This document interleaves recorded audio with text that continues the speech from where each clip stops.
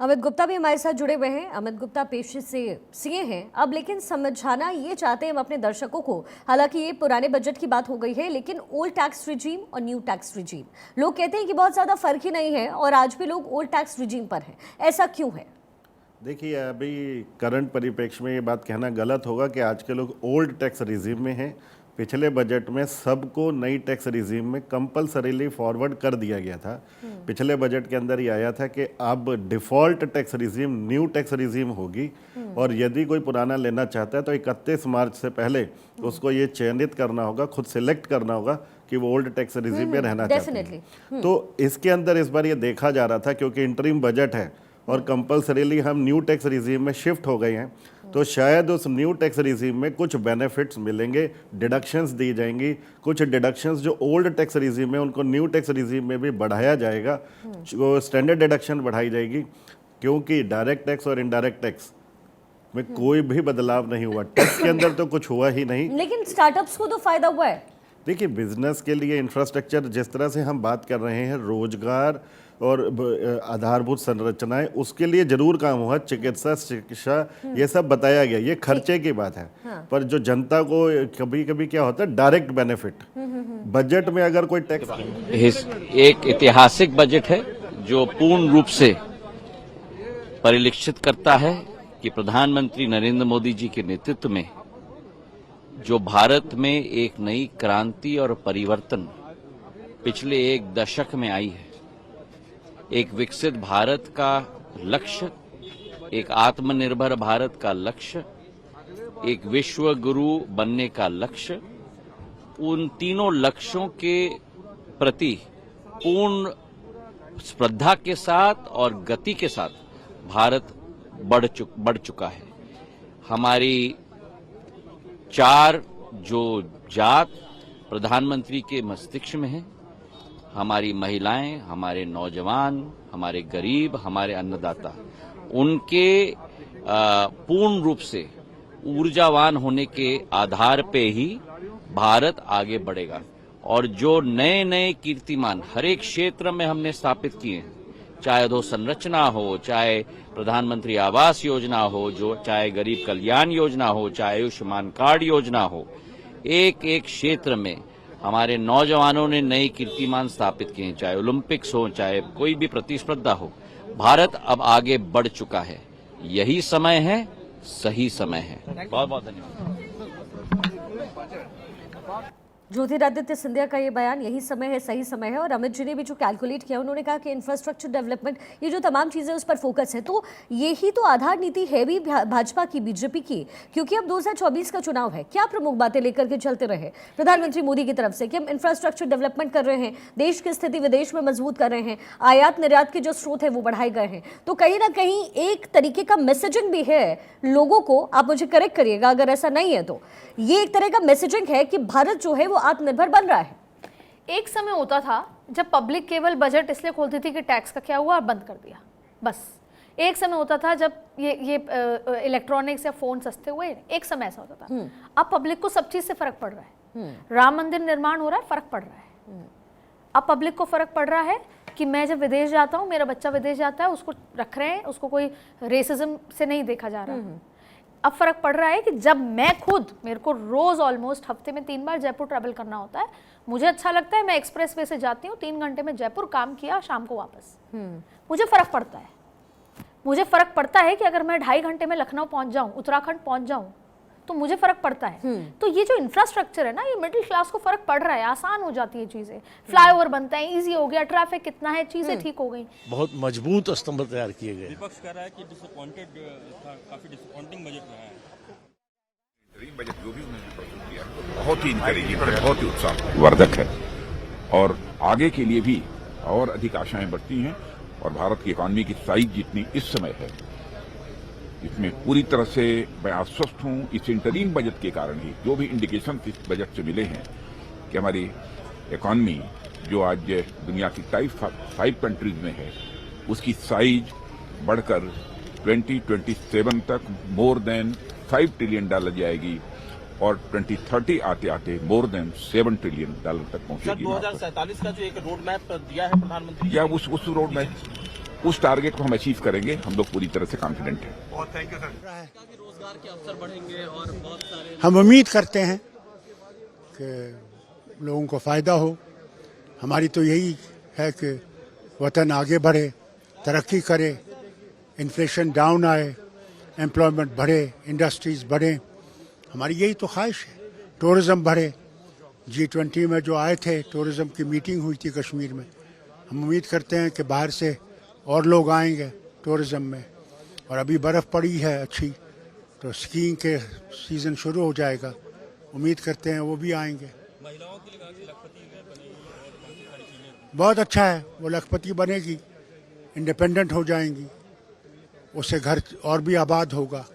हम उम्मीद करेंगे कि वो नरम रहेंगी।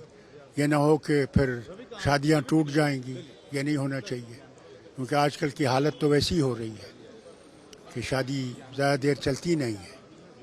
उसकी तरफ भी हमें ध्यान देना चाहिए कि कैसे घर चलें, घर आबाद रहें, शादियां आबाद रहें, ये ज़रूरी है।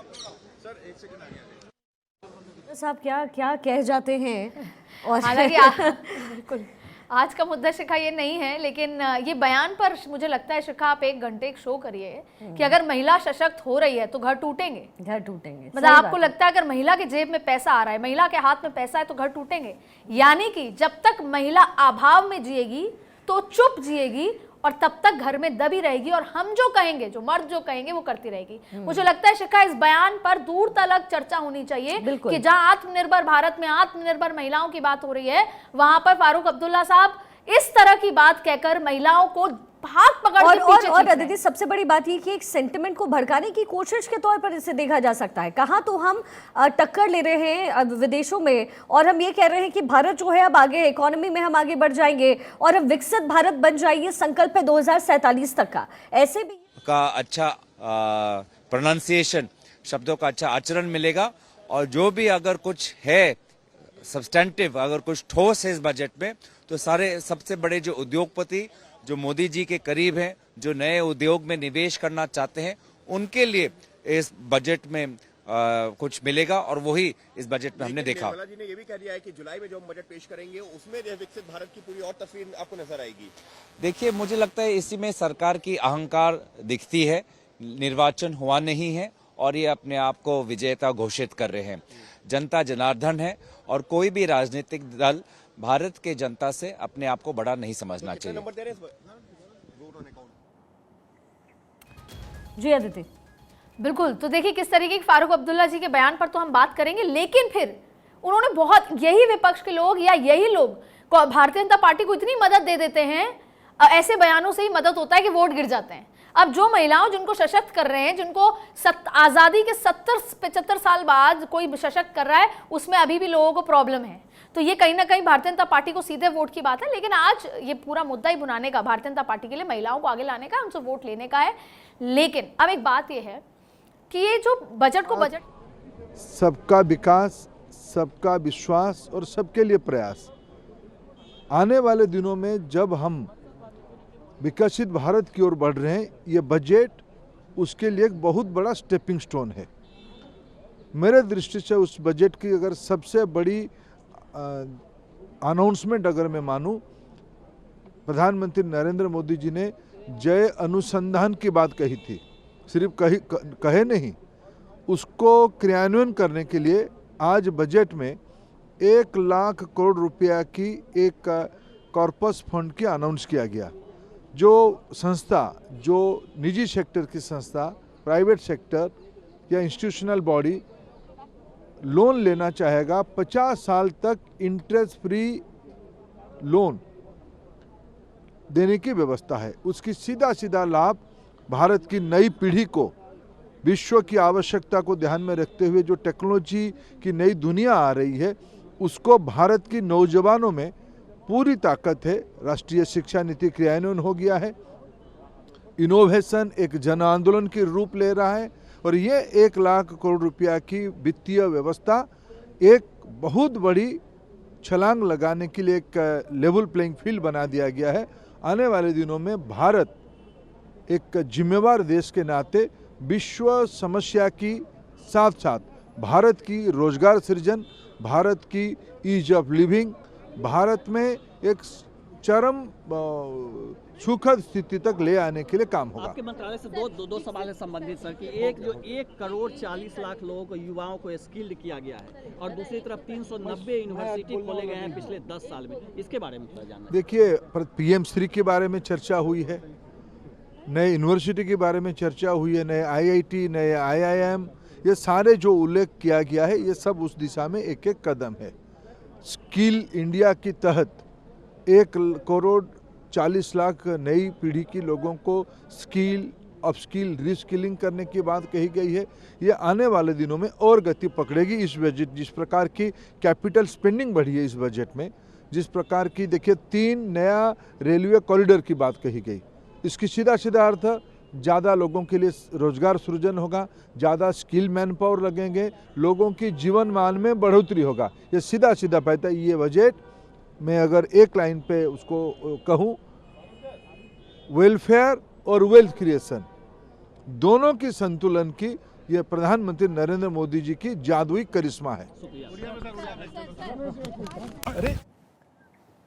जी आदित्य, बिल्कुल। लेकिन जैसे हम बजट की बात करते हैं, काफ़ी डिटेल में बताया धर्मेंद्र प्रधान जी ने, वो समझते हैं, समझने लगे हैं। लेकिन मुद्दा ये है, कई ऐसी स्कीम्स होती हैं बजट में जो बजट खराब करती हैं। कैसी? जो पॉपुलर स्कीम होती हैं, जो आप मुफ्त में, जैसे आपने कोरोना के टाइम पे मुफ्त अनाज की बात कही, लेकिन अब आप उसे बंद नहीं कर सकते, आप उसे जनता से वापस नहीं ले सकते, तो आपने उसको 5 साल के लिए और बढ़ा दिया। ये वो खर्चे हैं जो सरकार के बड़ी मायने में खर्चे होते हैं। तो ये वाला बजट वैसे भी लेखा जोखा होता है, ये वाला बजट 4 महीने का आपके खर्च के बारे में होता है, ये वाला बजट आपका फिस्कल डेफिसिट को रिप्रेजेंट करता है। कहीं ना कहीं इस बजट में जो छौंक लगाया है, इस दाल में जो छौंक लगा है, वो छौंक है हाइलाइट्स कि हमारी महिला, हमारे जो सबसे नीचे तबके वाले लोग, उनको क्या मदद है, इस तरह का छौंक। किसान और इंफ्रास्ट्रक्चर से जो मिडिल क्लास है उसको अगर टैक्स से फर्क नहीं पड़ता, उसको इंफ्रास्ट्रक्चर से, कंफर्ट से फर्क पड़ता है कि हमारा देश उस तरीके से, और फिर एक अल्टीमेट इम्पैक्ट जो देश भर में जाता है। लेकिन आप देखेंगे क्या हुआ था मध्य प्रदेश, छत्तीसगढ़, राजस्थान में। पहले अशोक गहलोत सरकार ने 500 रुपए का सिलेंडर किया, उस पर काफी डिबेट हुआ, लेकिन आखिरकार मध्य प्रदेश में 400 रुपए कर दिया। ये जो तस्वीरें हैं पहले जरा देख लीजिए।